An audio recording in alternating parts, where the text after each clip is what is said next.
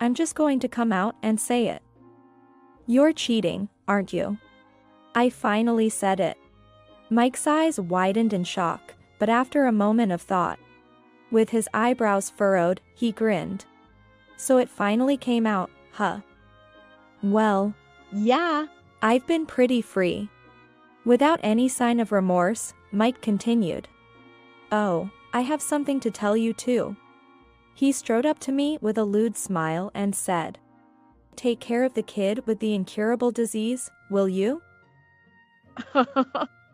What? He's attached to you. Make him happy, okay? That's the least you can do for me. In return, I'm moving on to someone new. If Kate and I have a boy, he'll be the future president of the company. In short, Mike plans to have a child with Kate, the president's daughter.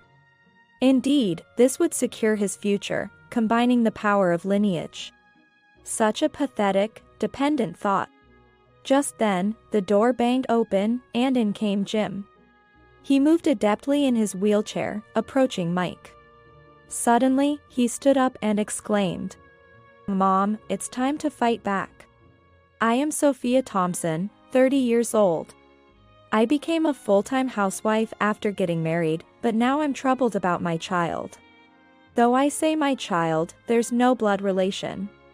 He is Mike's son from his previous marriage. He's a quiet kid. Mike brought the child the day after we registered our marriage. I knew Mike was divorced, but I had no idea he had a child, let alone one he was raising. I don't know what to say. I was bewildered, but Mike replied without any guilt. No, really, he's so calm. He's 3 years old and not troublesome at all. Looking at the 3-year-old child, he gazed back at me curiously. His innocent face stirred indescribable feelings within me. His name is Jim. Say hi to your new mom, Jim. Encouraged by Mike, Jim looked up and bowed slightly. Mom. Yeah, it's a surprise, but that's how it is. Take care of him. I am weak-willed, as embarrassing as it is to admit. If Jim hadn't been there, maybe I could have protested. But I couldn't say a word against Mike with Jim's big, curious eyes on me. So, I became a mother to a 3-year-old as soon as I got married. I had wanted children eventually, but never imagined I'd become a mother so suddenly. True to Mike's words, Jim was a very good kid. He ate whatever was given and never threw tantrums. A well-behaved child indeed. He really is well-behaved. Mike said, right? Well, I don't know much about it. What? Before marrying me, Mike's parents were raising Jim. I'm too busy with work to raise a kid, right? Is that so? But now that you're here, Sophia, and you're unemployed, it's all good. Childcare was left entirely to the in-laws, and Mike only saw Jim on weekends. This is why the in-laws were overly grateful. We're getting old, and though he's adorable, it's been tough. Having Jim around disrupts our plans. Plans? You know, kids get sick suddenly, and it's hard to deal with the noise and all. As my in-laws nodded like they had endured much, Jim watched expressionlessly. Despite his illness, he didn't seem like the type to cause trouble. But I was naive to think so. At first, he was probably cautious around me, the stranger in his life. That's why he was so well behaved. No, that's dangerous. Stop. Yay! Cheese. A 3-year-old is more active than I expected. He'd drag a step stool to rummage through the fridge, fiddle with the stove, and play in the bathwater, splashing everywhere. Today he drew on the wall with a permanent marker. I reported this to Mike when he returned from work, exhausted. He reacted as if it was none of his business, saying, "Oh, really? I never knew childcare would be this hard. Could you watch him this weekend? I need to catch up on some housework." I could barely manage the day's chores because I couldn't take my eyes off Jim. It's been half a year since I moved into this house after our marriage. And there are still unpacked boxes. If Mike could watch him, I could focus on those.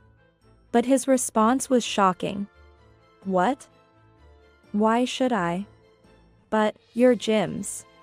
What? You're giving up on childcare because Jim isn't related to you by blood? I was speechless. Me, giving up on childcare? No one said that. I only asked for help on weekends so I could get some housework done that I can't do otherwise. I'm just asking you to spend a little time with Jim. You know, that's just impossible. Mike sighed heavily and said, You've got to be kidding. You're unemployed, right? I'm the one working. How can you say such stupid things when you're being supported? But you could help a little, at least on your days off. That's the point. It's my day off. Looking after a kid is just another job. Why do you think I married you in the first place? What's that supposed to mean? You married me just to have someone to look after the child? Mike clearly realized he had slipped up. Though he apologized afterward, he only played with Jim for about an hour on Saturday morning. By the time I noticed, Mike had already gone out. Really? What a headache. As I exhaled with exhaustion, Jim gripped my little finger tightly. Mom, are you tired? Are you okay? Jim asked this with his chubby cheeks and a tilted head. Just a little. But I'm okay. Seeing you gives me energy. As I said this and hugged him tightly, Jim let out a "Yay!" and laughed heartily. Every day, it's tough doing household chores and looking after Jim. I'm tired. But I had come to love Jim like my own child. That's when it happened. One day, I noticed something off about Jim's gait, so I took him to the pediatrician. Hoping it was just my overconcern, we went for a checkup. But the doctor's words were shocking. If this continues, there's a possibility he won't be able to walk. Jim might have a serious illness. My mind went blank as the doctor explained. I wanted to consult Mike immediately, but he was at work and unreachable. Mike didn't return until late at night. What's with all these calls during work? It's a hassle getting so many messages when I'm busy. This is why being unemployed is. Mike sighed ostentatiously, clueless about the situation. Tears welled up in my eyes. Today at the hospital with Jim. I said this with a trembling voice, and Mike covered his mouth in shock. What? The prognosis varies from person to person, so nothing's certain yet. But the doctor said there's a possibility he won't be able to walk again. He's hospitalized for tests. Please, come with me for the next appointment. I asked, feeling unable to handle it alone. Mike's presence would be reassuring. Despite his busy work schedule, it was an emergency. He should be able to take some leave. But Mike just shook his head. I don't know anything about it. What? A serious illness? No way my kid is defective. Defective? How can you say such a thing? I was trembling with anger. Mike frowned at me. It must be the fault of his mother before you. Her bad genes. Damn it, pushing this on me. I couldn't understand what he was saying. Mike didn't seem to care about Jim, just making excuses. Damn it. I shouldn't have taken him in. Sophia, you're his mother now, right? You take care of it. I'm busy. He left for the changing room, and I stared at his retreating back, stunned. Mixed feelings of worry and resolve filled me. Since that day, Mike started coming home even later. Was it because he couldn't face reality, or was he just escaping the trouble? I thought the latter. I decided not to expect anything from Mike. I had to protect Jim. Mom. Jim. Good morning. I missed you. Fortunately, thanks to Mike, I was a full-time housewife. I had the time. That was something to be grateful for. A week later, Jim was discharged from the hospital. Mike came to pick him up on discharge day, maintaining appearances. Thank you for everything. From now on, our family will work together. Please support us. The father, who didn't know his son's condition and was running from reality, had the nerve to say that. I thanked everyone again, then got into the car with Jim and Mike. After discharge, Jim had to use a wheelchair. Watching him unable to run around and looking bored every day was heartbreaking. Mike continued to come home late. That's it. To cheer him up, I gave Jim a drawing set. I used to like drawing, and I was pretty good at it. Wow, Jim, you're good at drawing too. Really? Like Mom? Pleased with the praise, or maybe happy to share something with me. Jim's eyes sparkled as he immersed himself in drawing. 4 years flew by, and Jim turned 7. Life in a wheelchair seemed hard, but he appeared to enjoy school, which was a relief. I tried to discuss things with Mike multiple times, but it felt like he was avoiding me. And we never had a proper conversation. My worries intensified until one day, I discovered Mike's affair. A friend suddenly informed me about it. Sorry for the sudden message. But I saw your husband coming out of a hotel with a young woman. Along with the message, my friend sent several pictures through the messaging app. Come to think of it, Mike hadn't come home since the day before yesterday. I hadn't thought much of it, assuming he was on a business trip. As I continued to exchange messages with my friend, it was clear they were being very considerate. Soon after, my friend called me. Sophia, are you okay? Should I come over? I could hear the worry in my friend's voice. It's understandable. They must have struggled with the decision to tell me. But to my friend's concern, I wasn't as shocked as I should have been. In fact, I had suspected something was off with Mike. His workplace wasn't known for excessive overtime, yet recently, he had been coming home late every night. Sometimes, he would return in the early morning. Also, Mike and I slept in separate bedrooms. But I had heard him chatting happily on the phone at night on several occasions. Surprisingly, I'm okay. This gives me the upper hand in a divorce. Let me know if there's anything I can do to help. Yes, thank you. After hanging up, I was suddenly overwhelmed with despair. Realizing that what was once a gray area is now undoubtedly true makes you feel like this. A dark feeling swirled inside me. More than being shocked about the affair, I was shocked that Mike was enjoying his freedom while I was struggling alone. While I was grappling with my worries and crying over Jim's condition, Mike was happily spending time with another woman. Thinking about this brought tears of a different kind. Jim is so dear and loved. With that comes endless responsibility and pressure every day. Trying not to let my struggles show, I've been keeping up appearances. And this is the result. Such a betrayal. What should I do now? Pretend I don't know and continue living like this? Or confront the affair and go for a divorce? Which would be better for Jim? The more I thought, the more overwhelmed I felt, and tears streamed down my face. My vision blurred. Maybe that's why I didn't notice Jim entering the room. Mom. Are you crying? Oh. Jim, this is nothing. Is it someone? Did Dad do something to you? Why would you think that? I've always been careful not to badmouth Mike in front of Jim or vent any frustrations. Because Dad doesn't like me, right? So, I thought he must have done something to you, Mom. And I didn't tell you, but I saw Dad on a date with another woman. They looked happy. I saw them once. Jim said this, looking down.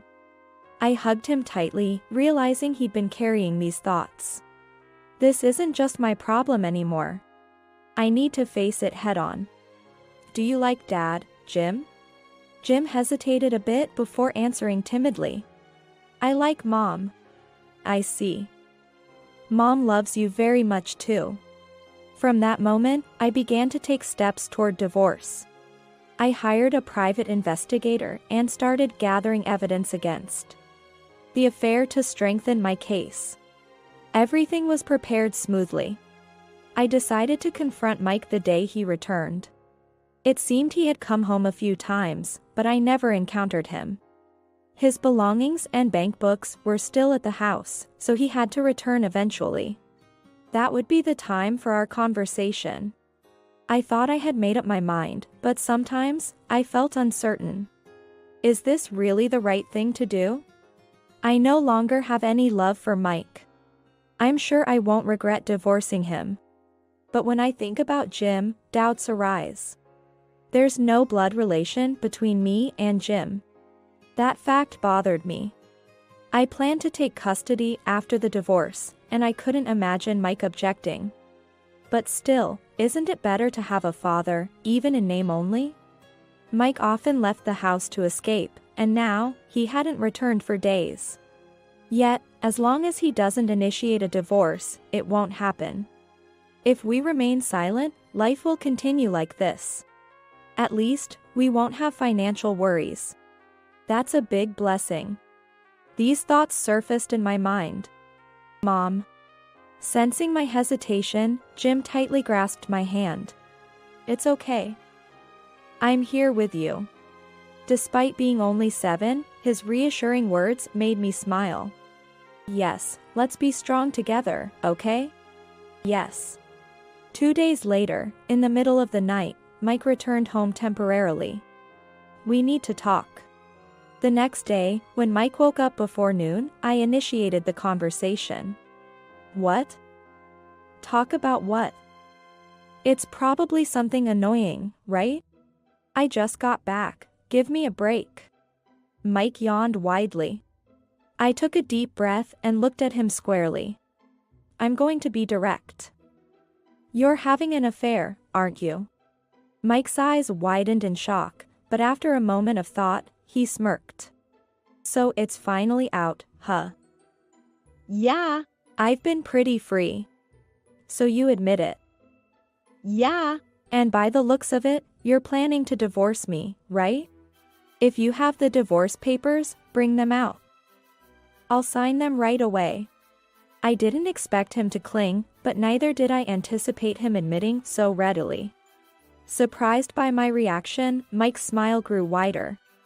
Thought I'd be more upset, huh? Yes, I didn't expect you to admit it so easily. Well, I'm at ease now. My current soulmate is the president's daughter? Wow, you've done your homework. Impressive, Sophia. Mike clapped his hands exaggeratedly, feigning surprise. Yeah. We met through work. She's a so-called president's daughter and even said she'd pay any compensation to be with me. I wondered if he was trying to escape, but I refrained from pressing further. Is that so? That's convenient for us. By the way, I need to confirm something. Oh, I also have something I want to tell you. He walked up to me with a sly smile and said, Good luck taking care of the sick brat. What? He's attached to you. Take care of him. That's the least you can do for me. In return, I'm moving on to someone new. If Kate and I have a boy, he'll be the future president. So, Mike intends to have a child with Kate, the president's daughter. Indeed, this would secure his future. What a pathetic, dependent thought. Just then, the door banged open, and there was Jim. He moved adeptly in his wheelchair, approaching Mike. And then, to everyone's surprise, he stood up and exclaimed, Mom, it's time to fight back. Mike was shocked to see Jim standing, his mouth hanging open. Jim, you. I thought you couldn't walk. Why are you standing? I worked hard. Indeed, Jim, once thought never to walk again, had diligently done his rehabilitation and could now take a few steps on his own. Well, good for you? Mike tried to sound nonchalant. Yes, Thanks to that, he's been growing wonderfully. He even helped me prepare for this divorce. You don't have to tell a kid that. Mike seemed surprised that a child was involved. He was slightly flustered.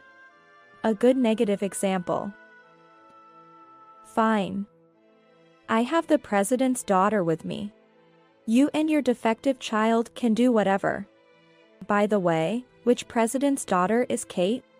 Mike chuckled. Prepare to be amazed. Kate is the daughter of Johnson Construction's president. Johnson Construction is one of the biggest companies around here.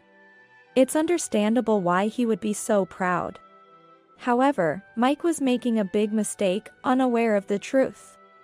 Unknowingly, Mike puffed out his chest, looking smug. I feigned ignorance and asked. Johnson Construction. That's impressive. I'm shocked. Right. Nodding, Mike looked pleased with himself. I smiled and told him. I never knew your preference was that way. I'm sorry for not realizing it before.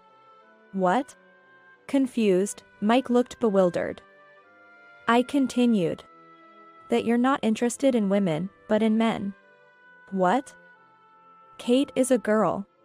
That's strange. There's no daughter in the Johnson Construction family. That can't be. You're lying. Just wait and see. Despite his bravado, Mike seemed panicked.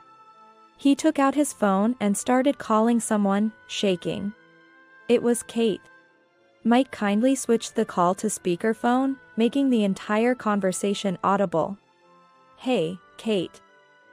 I just heard something unbelievable. Sorry to ask something weird, but you're a girl, right? Mike asked nervously. Kate responded nonchalantly. Oh dear, it's finally out. What? Mike's face lost all color, turning pale. That's a lie. But, that time, there wasn't anything, right? He was trying to ask something about a certain body part. Despite having a physical relationship, he couldn't believe that the person was male. Kate responded to this calmly. Well, of course. I've already had the surgery. I'm a girl, body and soul. Oh, but I haven't changed my legal gender yet. My dad's been hesitant about it. Unfazed by the revelation of her past as a male, Kate seemed unbothered. Meanwhile, Mike paled even further and collapsed to his knees. No way. Kate was a man? Hey. That's rude, Mike. I am a girl, in body and mind. Mike shouted into the phone, shut up. Don't spout nonsense. A real man pretending to be a woman. The living room fell into an eerie silence. I wondered if Kate was shocked on the other end of the phone. But soon realized it wasn't necessary to worry. Huh? Mike, you're unbelievable. You said you loved me, you big liar. I'm done with you. Forget about introducing you to my dad or the headhunting offer. Goodbye. What? Wait, Kate. Wait. Kate cut off the call abruptly.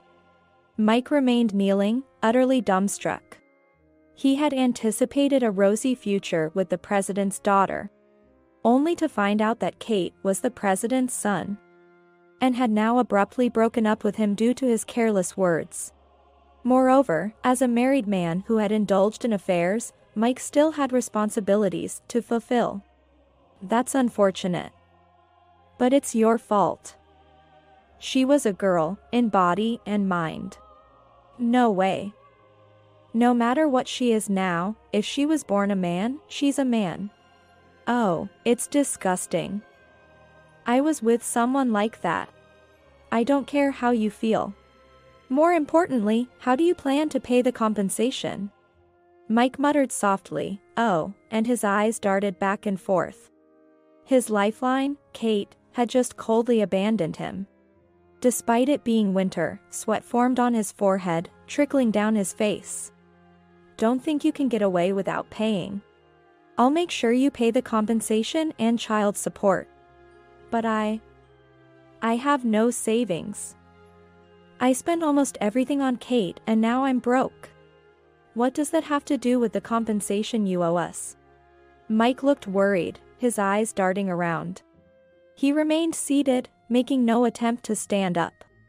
But then, as if struck by an idea, he blurted out. Compensation is just temporary. Continuous support would be better, right? What?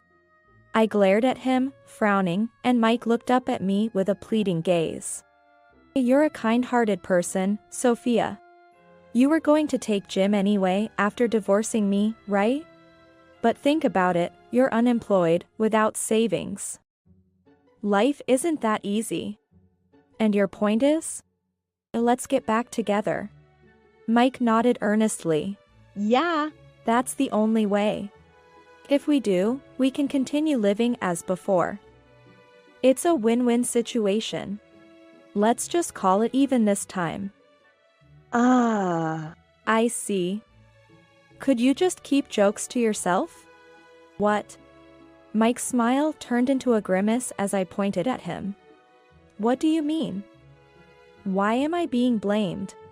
You're the one who cheated and squandered the savings, not me. Don't trivialize this. But you're a housewife without any significant qualifications. You won't find a job easily. Wouldn't it be better to get back together with me? No need to worry, I've already found a job. Mike looked dumbfounded. Thanks to Jim. What do you mean? My drawing videos are super popular. Jim, excitedly showing Mike the tablet. Displayed were a young hand and a pleasant voice, along with warm drawings. When Jim was 3 and his illness was discovered, he couldn't play active games. Wanting to provide some enjoyment, I introduced him to drawing. A pastime I loved as a child. I was often praised for my skill, but Jim surpassed me. His drawings weren't just skillful, they were unique and full of character. Most importantly, he looked truly happy while drawing. Wanting to share this joy, I casually filmed him and uploaded it to social media, making sure his face wasn't visible. A celebrity noticed and shared it, and Jim's drawing videos quickly spread. Recently, we started earning from advertisements. My video editing skills, initially just a hobby, improved with daily practice. Now, I even take on editing jobs for others. Jim's drawing videos are just a hobby.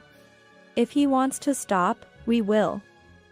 But I plan to study more and take on more editing work. I'll get more clients that way. So, you don't need to worry about us. Why didn't you tell me Jim was making so much money? If I had known, I would have. Knowing you, you'd get dazzled by money and make Jim do things he shouldn't. That's what I couldn't stand. That must have hit a nerve. Mike clenched his back teeth, glaring at me resentfully. Besides, when I talked to my parents about it, they supported me too. Even without your help, I have plenty of people I can rely on. But, Mike staggered to his feet and grabbed Jim's shoulder. Jim, you want to live with Dad, right? The real family is with Dad, right? Right? Jim stared into Mike's eyes for a moment, then slowly shook his head and gently removed Mike's hand from his shoulder. I'm fine with just Mom. She's always been there to help me. When I was scared and couldn't sleep, when I had bad times and good times, Mom was always there to listen. But Jim, you and Sophia are not related by blood. Your real family is me. And you ran away when I was in pain? And you call yourself a father? Mike recoiled under Jim's steady gaze. Jim. But, I care about you. You've been annoying since a while ago. Besides, I'm already in elementary school. I don't call you a dad anymore. I call Mom a mother, you know? You don't know even that, and you say you're my father? Jim, but You should have just stayed happy with Kate. Even if she was a man, it's rare to find someone who would like you. Rejected so outrightly, Mike had no ground to stand on. He finally seemed to accept defeat, his shoulders slumping, knowing he could turn on the charm to gain sympathy at any moment. Both Jim and I firmly refused and left the house. From now on, please communicate through the lawyer. I said this as my final word to Mike, who offered no reply. Knowing that Jim was earning money, Mike predictably refused to back down from the divorce. Jim is my precious son. We share blood. Why should we live apart? That's just wrong.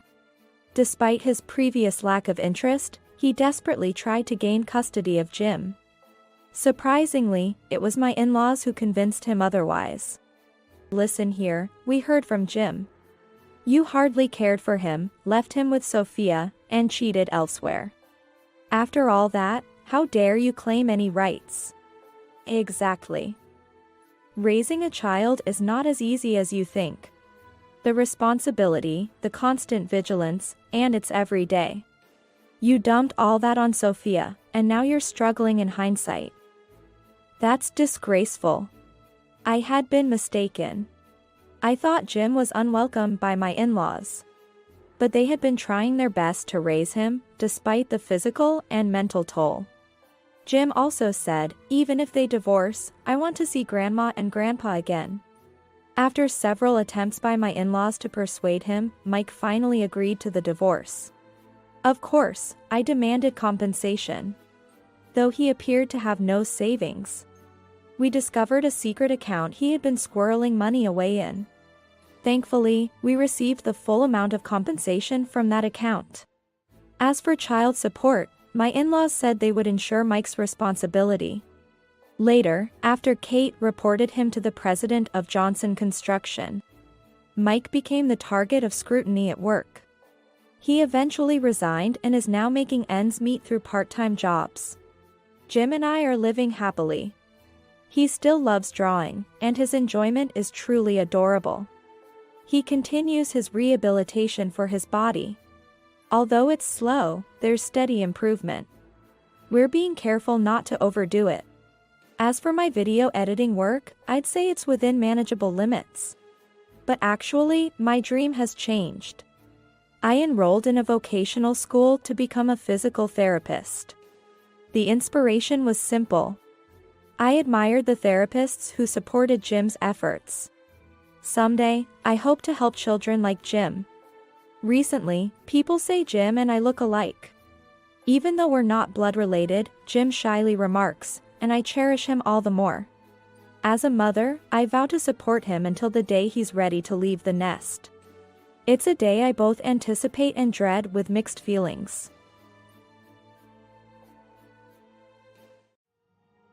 Don't come to your sister's wedding.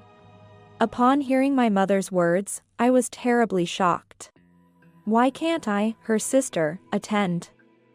No matter how much I asked for the reason, she wouldn't tell me. Just don't come, she insisted stubbornly. Feeling something suspicious about my mother's emphasis, I secretly went to the wedding venue on the day of my sister's wedding to peek inside. Then, I saw an unexpected person sitting next to my sister, who was in a wedding dress. It was at that moment I finally understood why my mother had said such things. Jessica Hansen thought, I see, that's how it is.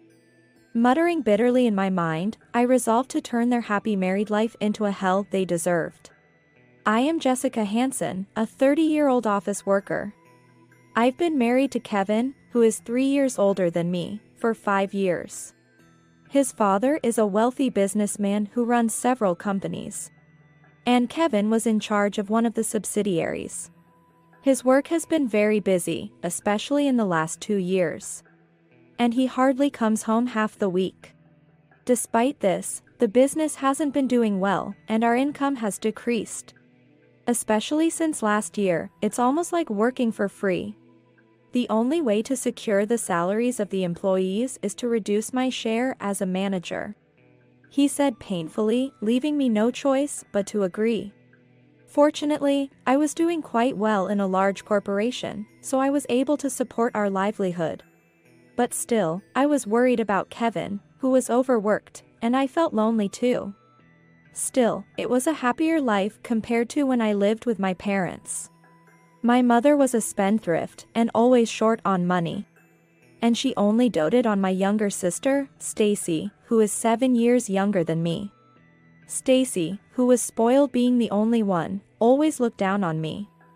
I was able to keep a good distance from those two after marrying Kevin. It made me feel much more at ease.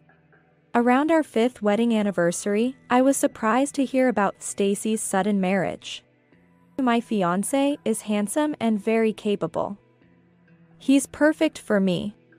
She said this proudly, telling me the date and venue of the wedding. But it wasn't to invite me as family. It seemed more like she just wanted to brag about how big the venue was. And how many people she was inviting. I don't plan to invite you, sister. It's embarrassing to have a plain and unfashionable woman as a sister. I was confused because I had attended my sister's wedding. And it seemed natural for a sister to celebrate her sibling's marriage. We weren't exactly close, but I couldn't accept it right away. But if the main person, Stacy, didn't invite me, I couldn't attend. I seriously wondered if all I could do was send a congratulatory telegram. That's when I received a call from my mother.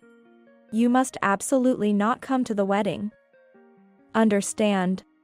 I was terribly shocked by her words, emphasizing the point. Considering my mother's vanity, I thought she wouldn't like it if the real sister was absent in front of other guests. And would force me to attend. I thought she would at least say, make sure you attend and give a generous gift. So I was more surprised than when Stacy told me not to come, and I couldn't easily back down. But won't everyone think it's strange if I'm not there? That's none of your concern. Why are you so adamant about not wanting me there? It didn't seem like it was just because Stacy didn't want me there. Or was my mother willing to indulge Stacy's whims to this extent? She didn't even talk about the gift money she usually insists on and just kept repeating, just don't come. That's why I thought, there must be something going on. So, on the day of the wedding, I secretly went to the reception venue. In the midst of the reception, while everyone was distracted, I quietly peeked inside. Then, next to my sister, sat an unimaginable person. No way. This can't be happening. I was thrown into utter confusion. Because there, in the seat where the groom should have been, was Kevin. He was supposed to be on a long business trip starting today. But now that he was here, it meant that the trip was a lie. I gently closed the door I was peeking through. What's going on? I can't make heads or tails of this. The only thing I understood was that, somehow, my sister Stacy's husband was my own husband, Kevin. It made sense why I didn't know Stacy had a boyfriend until the wedding talk. If the person was Kevin. Reflecting back, her boasting about her partner being perfect for her probably meant she found herself more suited for Kevin than me. Stacy had been bragging about a luxurious honeymoon. So Kevin was supposed to go on a 2-week trip abroad with her. His claim of a long business trip was undoubtedly a cover for this. Realizing this, I understood why Kevin had been coming home less often recently. Not because of work, but due to his affair with Stacy.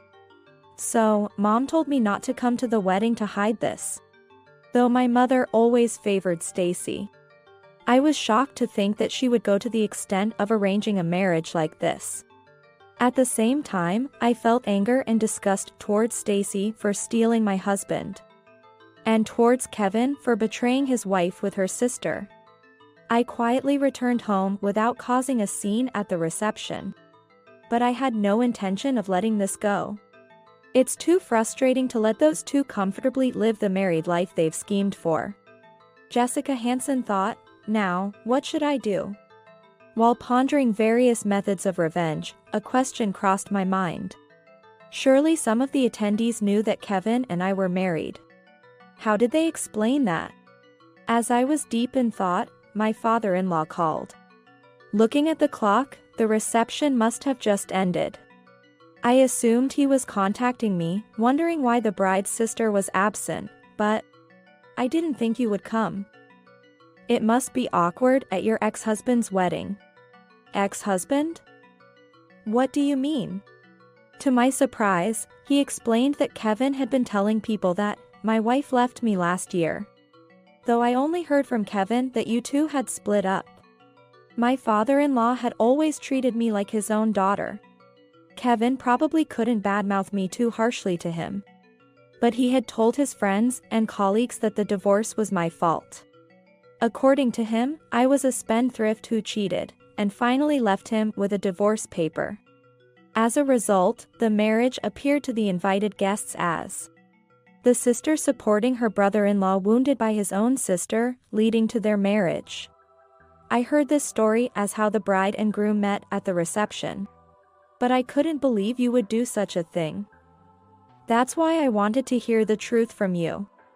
I explained everything to my father-in-law, feeling grateful that he believed me.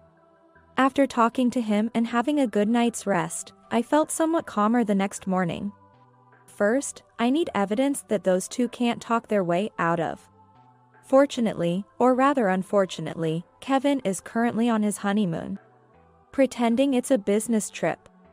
I decided to gather as much evidence as possible before he returns. In the meantime, I checked my family register at the city office. To my astonishment, it turned out that I was never officially married in the first place. I then remembered the moment we were supposed to submit our marriage registration. Jessica is busy on weekdays, right? I have a flexible schedule, so I'll submit it. But they accept it on weekends or evenings, too. Let's go together. No, then my schedule might not match. Just leave it to me. I had trusted Kevin's words and handed him the completed marriage registration form. But it seems he never submitted it and just discarded it.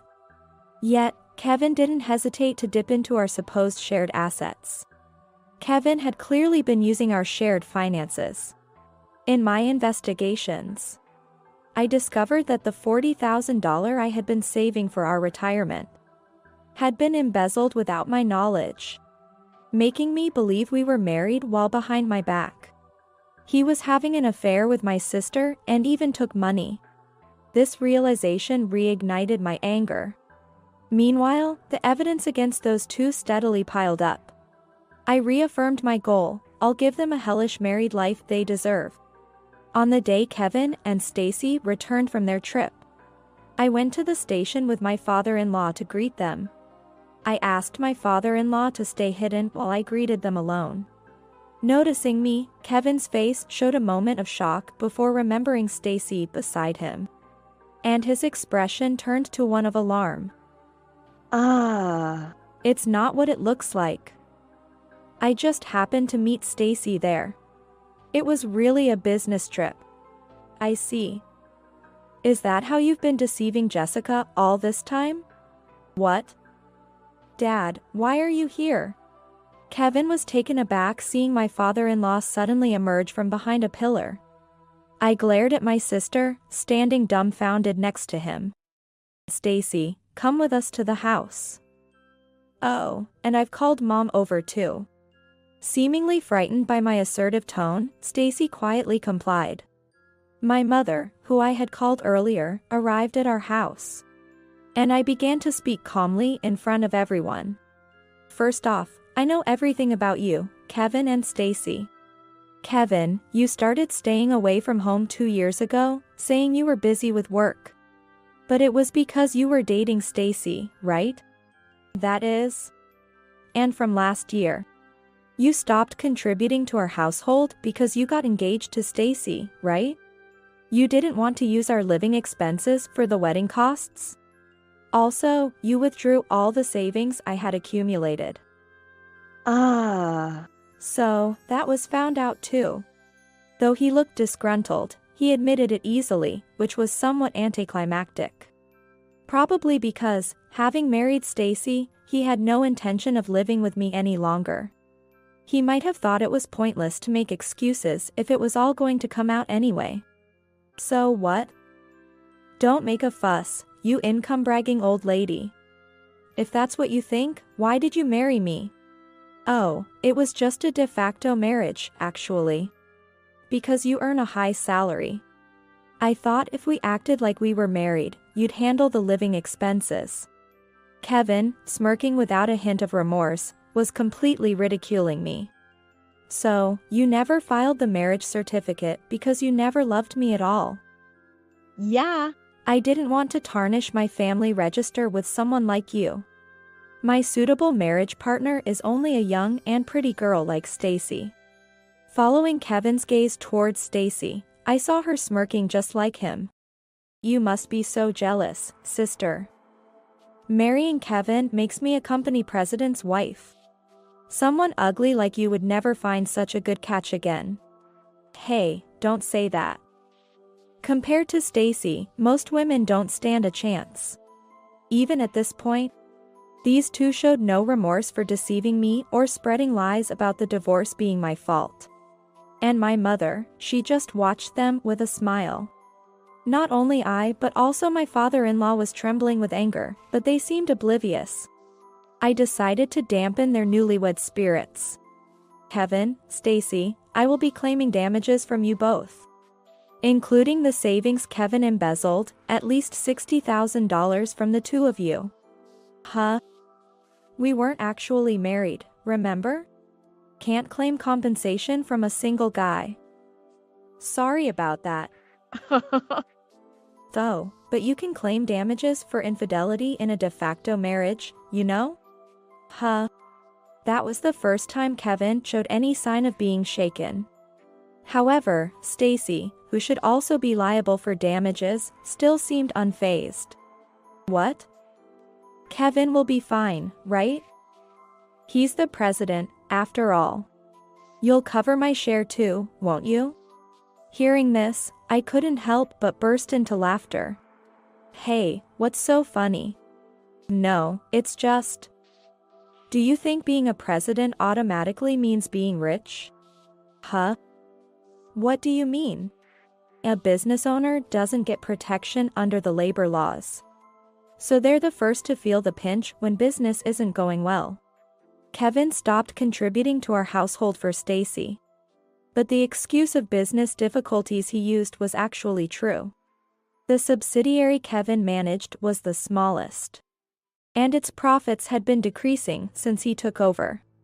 My father-in-law had been watching the situation. And was feeling it was time to merge it with another subsidiary. So, in reality, as a rising star in a big corporation, I was the one earning more. And I had always been the main breadwinner, not Kevin. Also, Kevin, you're in debt, aren't you? How did you know that? Stacy was bragging about the lavish wedding and luxurious honeymoon. But the savings you withdrew from my account wouldn't cover all that, right? You had to borrow money. So, Kevin was in a tough spot. Not just with paying for Stacy, but even struggling to cover his own damages. As Kevin reluctantly nodded, both Stacy and my mother turned pale. No way. Is Kevin actually poor? I thought I'd live a life of luxury as a company president's wife. Exactly. You promised to take care of my debts too when you married Stacy. Did you lie? Apparently, my mother had agreed to Stacy's marriage for the money. No, it's not a lie. I'll inherit my father's fortune eventually. Then I can pay off the debts and damages. I was speechless in disbelief. Kevin was counting on his father's inheritance. Even though my father-in-law was still in his 50s and healthy. Unlike me, my father-in-law didn't just stand there in dismay. You. After all you've done to Jessica. You still don't take responsibility and instead rely on someone else's wealth. I won't let someone like you inherit anything. The three of them were stunned by my father-in-law's fury. Especially Kevin, who had been counting on his father's assets, looked even more distressed. Wait, Jessica. You're kind, you'll help me, right? The damages are just a joke, right? We're a couple. You were the one who didn't file the marriage certificate. Besides, your wife is Stacy. It would be sad to get confused, wouldn't it? But, after 5 years together, you can't just abandon me. Mother and Stacy also clung to me, saying, but we're family. Even as they cried and pleaded, I couldn't bring myself to forgive them. And my resolve was evident to the three, who eventually slumped in defeat. After that, the two who were supposed to have a happy life became overworked trying to pay off Kevin's debts and the damages to me. Far from a sweet married life, they were constantly fighting. My mother, too, had to work multiple jobs, day and night, even as she approached 60, to pay off her own debts. As for me, living alone, I was enjoying a comfortable life, using my earnings solely for myself. I occasionally kept in touch with my father-in-law, living my life at my own pace. I am Ashley, a 27-year-old office worker. I just got married 6 months ago. I met my husband Steve at a barbecue party hosted by a couple who were colleagues at work. At that party, a colleague had invited female friends from the office, and her boyfriend gathered his friends from his student days. Looking back, it seems that it was arranged as an opportunity to meet people. My family is quite strict, my father being the president of a company. We had a curfew until I was in high school. I had never been to a mixer and felt awkward in places where there were lots of people or men. On that day, I was mostly talking to my female colleagues when Steve first approached me. Ashley, the meat is ready over here. You haven't eaten much, have you? Don't be shy, here you go. He had such an easygoing manner that made it easy to talk to him, and we quickly hit it off. Thanks to his ability to enliven the atmosphere, I found myself naturally joining the group and the day flew by enjoyably. The next day after he asked for my contact information, I received a message saying, "Yesterday was fun. I'd like to meet you alone next time." When I bravely replied, "Me too." He called right away, saying, "Really? I'm so happy. When should we meet? Where do you want to go?" My heart fluttered with excitement. When he asked me to be his girlfriend after our first date, I was so happy that I immediately said yes. After several dates, one day he drove me home.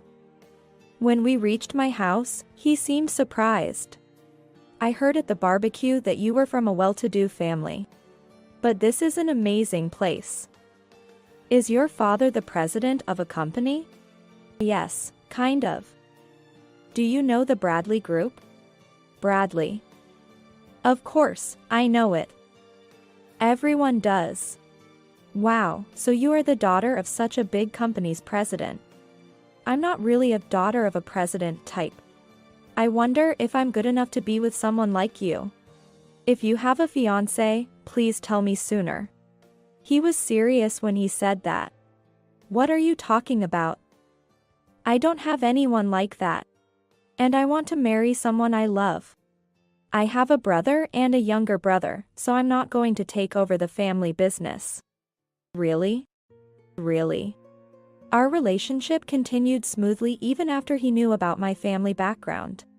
About a year later, he proposed, and after introducing him to my parents, we got married. He's been kind even after marriage. About a month ago, my mother Sophia called to say that my father John was not feeling well and was going for a checkup. At that time, we didn't know the test results yet. My father was saying, "Sorry to worry you. I'm just tired from being busy lately," with a smile. But that weekend, we were called to gather at my parents' house. My brother's family, me and my husband, and my unmarried younger brother. It had been since our wedding that we all gathered like this. A bad feeling crossed my mind, and sadly, it was correct. My father had cancer that had metastasized and it was too late for surgery. I was surprised. They told me the test results would be in a week, but actually, they called me the next day. I received a prognosis of my remaining life. My father talked bravely, and my mother was trying to hold back tears beside him. That's so. I couldn't stop crying, and my husband gently put his hand on my shoulder. My brother and younger brother also looked incredulous and were at a loss for words. But I'm not dying tomorrow. There are many things I must do, both for the house and as the head of the company. I need your help. This seemed mainly directed at my brother and Steve. My father addressed my husband, who was comforting me. I'm sorry to burden you with this, especially since you're newlyweds. Please take good care of Ashley. Of course, John. I'll do anything I can. Just let me know. Hearing their words, I cried again. My father chose to receive palliative care at home instead of being hospitalized. Fortunately, the medication worked well, and for a while, he was able to move around more than being in bed, as my mother said. It's hard to believe he's seriously ill. My father, with the help of his secretary, executives, and lawyer, proceeded to handle what needed to be done. My mother was devoted, and my brothers supported my father both personally and professionally. My older brother, who is the heir, had built a house near our parents' house after getting married. And my unmarried younger brother still lived at home. I tried to visit my parents' house as often as possible after work, and always rushed there on weekends. My husband also came with me on weekends and on weekdays when I went to my parents' house. He would tell me not to bother cooking dinner. I was grateful for his support. One day, when I returned home after visiting my parents, my husband was already home, and I heard him talking in the living room. Maybe a phone call? I quietly entered the living room. So, probably soon. He won't last much longer. I thought I heard that and my heart pounded. What was that? What does it mean? Surprised to see me, my husband quickly hung up the phone. Oh, you're back? Welcome home. I'm home. Hey, who were you talking to? What about? You weren't talking about my dad, were you? What are you talking about? Of course not. I was talking to a friend about a game. Remember, that gamer guy? But I heard something about not lasting much longer. He's in a gaming tournament. He's having a tough time. The opponent's items are running out, and it's getting risky. I see. Sorry, I really got shocked thinking you were talking about my dad. Ashley. My husband gently grabbed my shoulder. I'd be sad to be misunderstood like that. I'm worried about your father too. And I'm still wondering if there's any way to cure him, he said with a serious face. Right, I'm sorry, Steve. You're always so kind. I guess I was feeling down after visiting my dad. I haven't had much appetite lately. I see. Sorry, I can't do much to ease your pain. But it's not good to always look so down. Maybe you should go out for coffee with your friends sometimes. Yeah. You're right. I felt relieved by his demeanor and felt sorry for doubting such a kind man. Then, a month later, despite our family's wishes, my father passed away. It was a relief that my mother, brother, younger brother, and I were able to say our final goodbyes. One thing after another kept us busy, which was a distraction from our grief. From the wake to the funeral. And the company transitioning to a new system with my brother as president. There was no end to the things that needed to be done. There was little opposition to my brother's appointment as a young president, as he had already been working closely with the senior staff my father trusted. It's reassuring to have so many people supporting us, my mother said. His personality and the way my father had always cherished the company and its employees played a role. The next weekend, our family gathered under the guidance of our legal advisor. The meeting was mainly about the inheritance, and it was announced that the 3 children would receive equal shares. The amount was about $3 million. I noticed my husband gasp next to me. I too was surprised by the amount, and while I was grateful, I wished more than anything that my father could have lived longer. The meeting also covered company shares and properties and was adjourned to be continued later. Exhausted from the difficult discussions, I told my husband, "I'm going to rest a bit," and headed for the bedroom. Yeah. Take your time. About the inheritance, since no one objected. I guess that's final, right? I guess so. Why? Just, it's a larger amount than I expected. Kind of overwhelming. Yeah. I was surprised too. Saying that, I went into the bedroom and lay down, feeling uneasy about his words.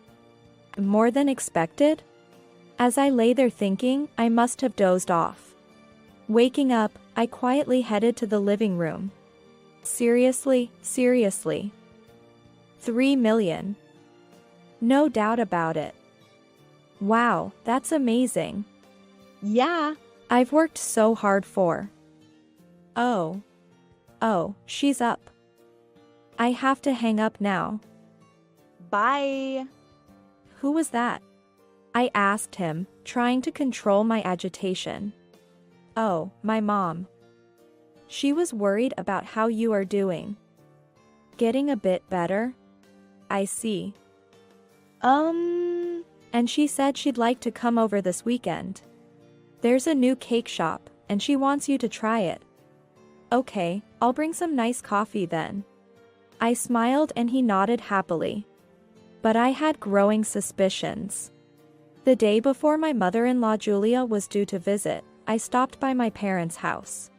Mom, how are you? Have you settled down a bit? Yes, you don't need to come over so much. Becky often visits and worries about me. Are you eating properly?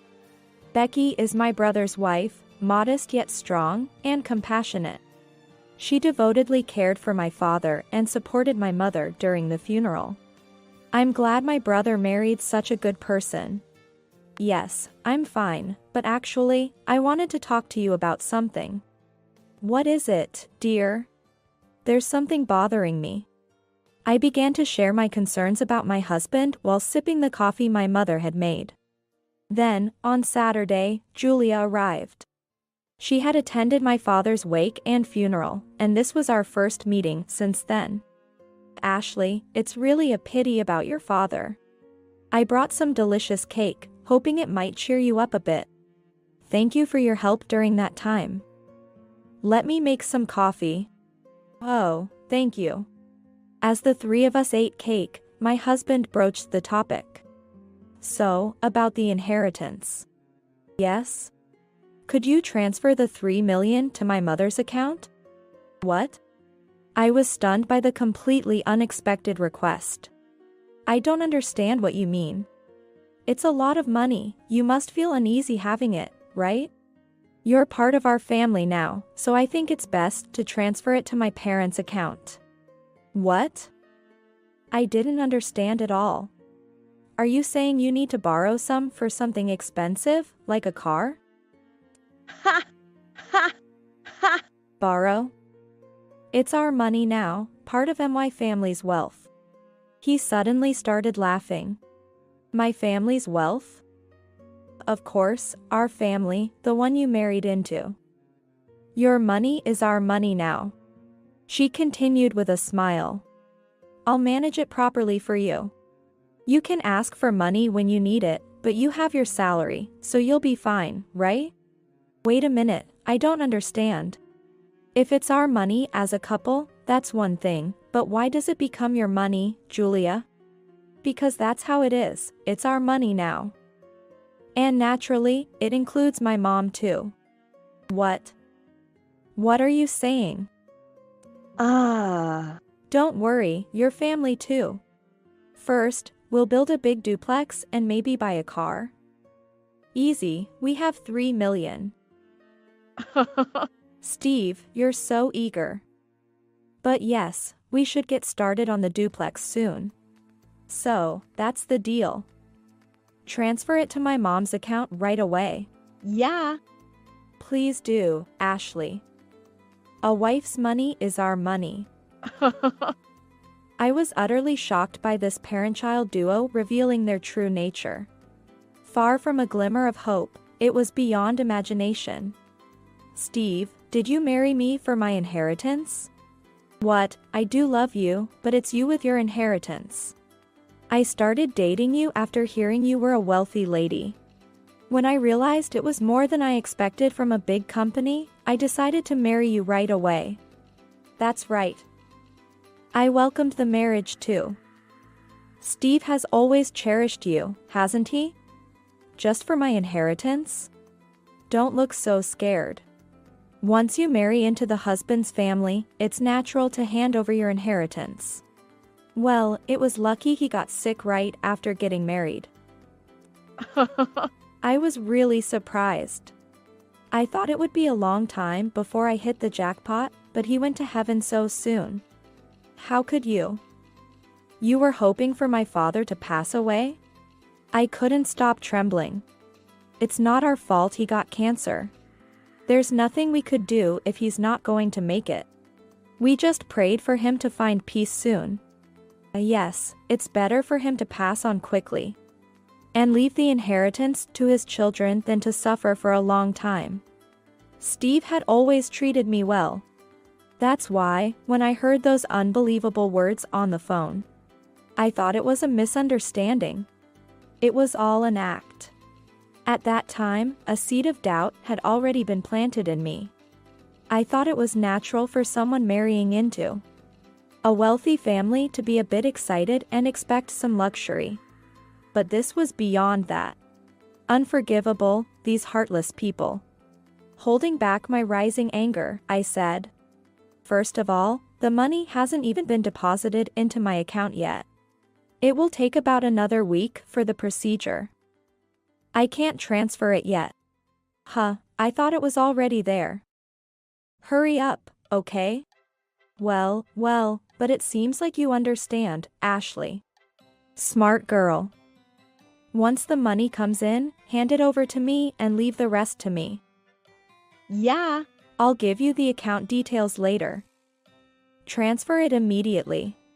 Saying that, my husband, whom I no longer wanted to call my husband, tried to embrace me.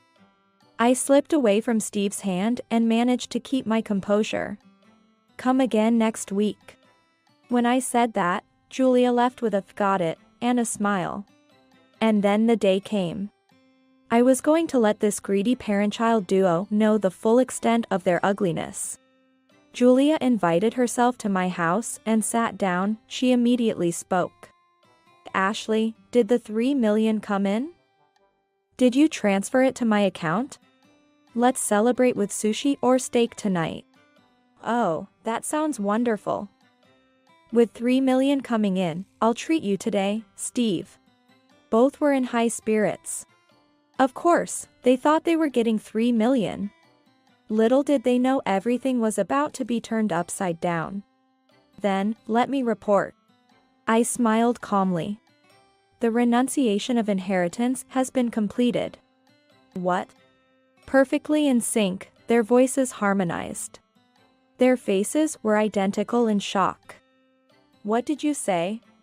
Renunciation of inheritance.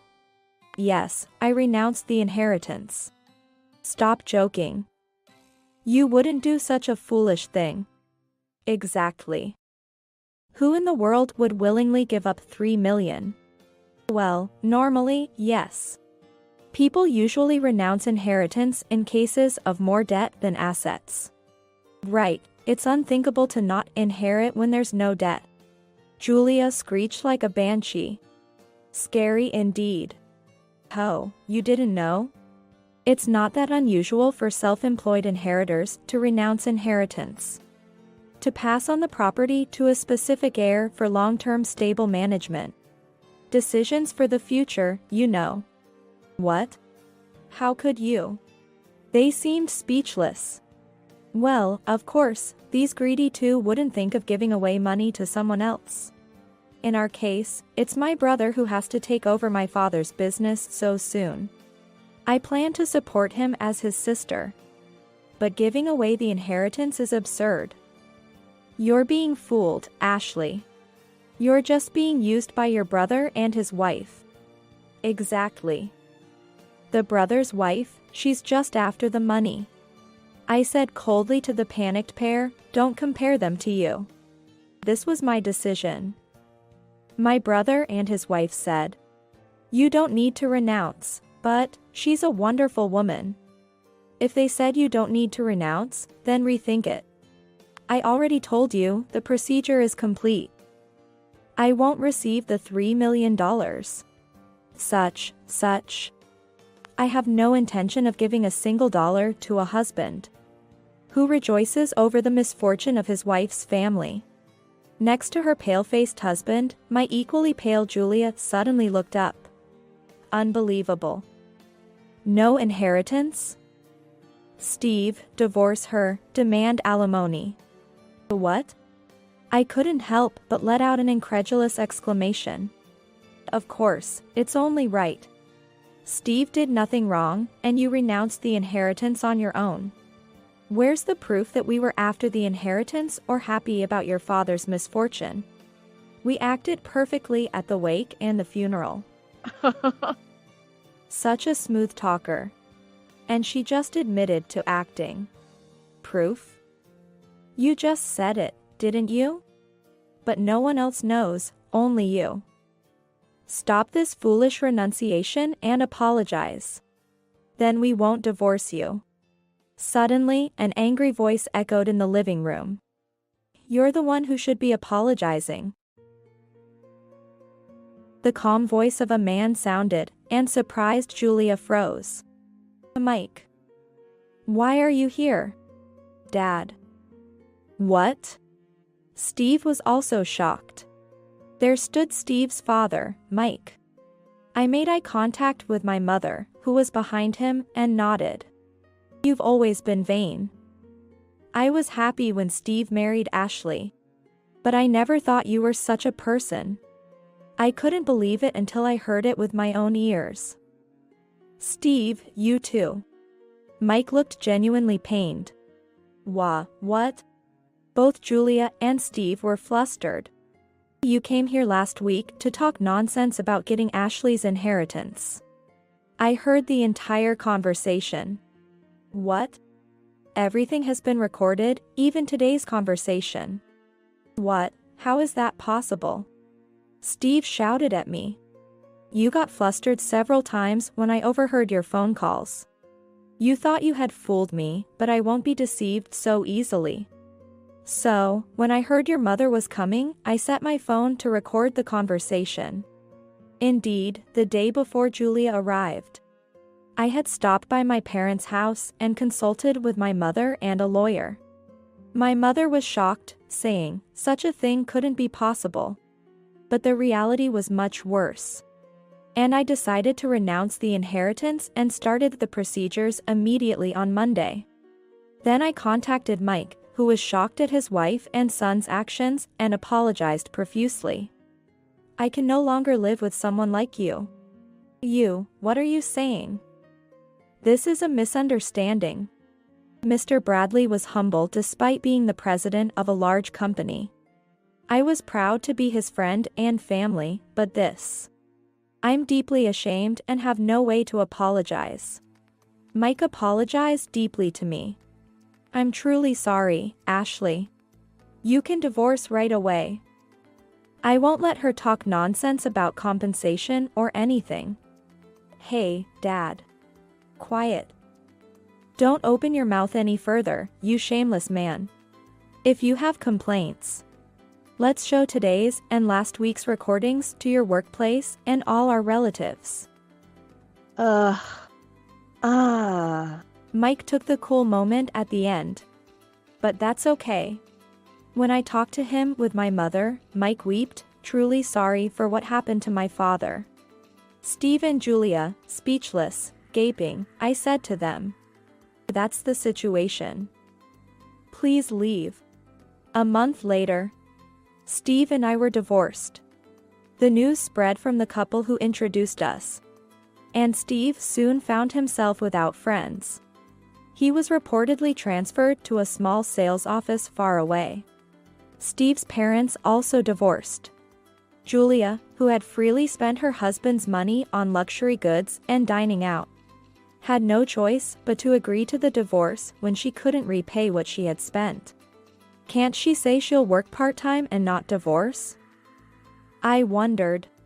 Her refusal to change and reconcile with her husband showed her true nature. Well, it's no longer my concern. Mike came to our house to apologize again, asking to visit my father's grave at least on the anniversary of his death. My mother and I, of course, agreed. The inheritance I renounced is being used as capital for the company. My mother, brother, and even my younger brother offered to redistribute their shares to me. Having such a family is more than enough. Dad, I wasn't wrong, was I? Having moved out of the apartment I shared with Steve and returned to my parents' home, I spoke to my father's portrait. It seemed as if he smiled back in the photo, and tears fell from my eyes.